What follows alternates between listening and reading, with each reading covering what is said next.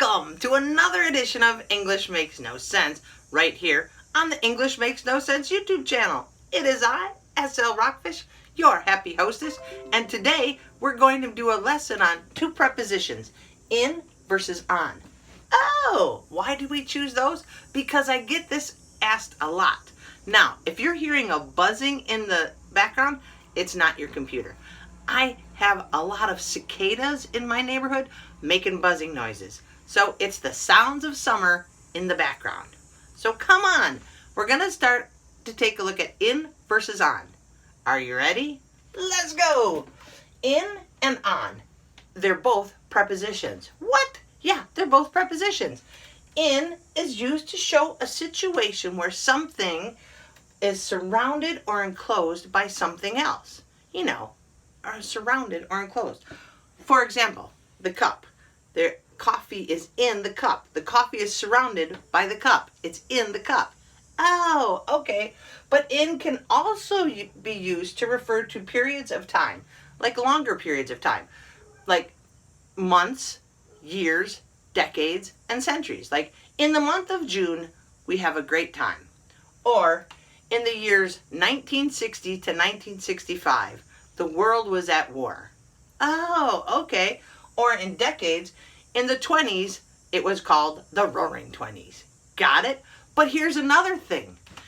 In can also be used for a minute. People say this a lot. I'll be back in a minute.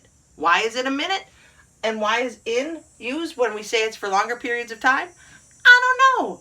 But now here's what we're going to do with on.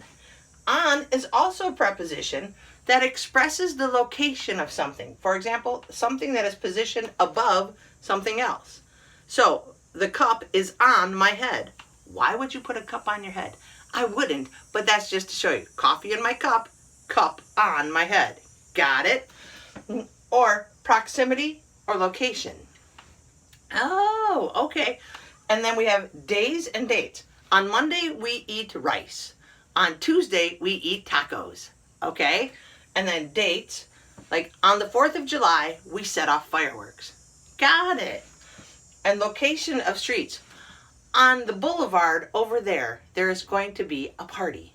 Oh, okay. Or on 48th Street, there are many amazing people. See? On the streets. Got it. Now, here's some other words that are sayings that go with on and in. Let's take a look at on time, on the phone, on a date, on the run, on your high horse. On your high horse, that's for another day.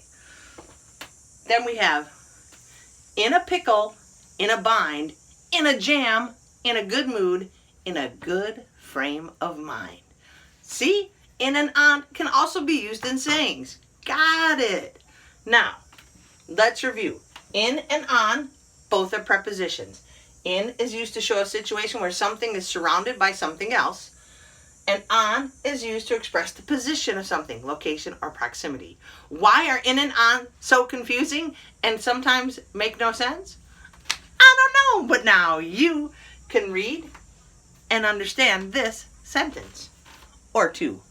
He put the plant on the table in the house. The house is on 50th Street in Chicago. What? Come on, English.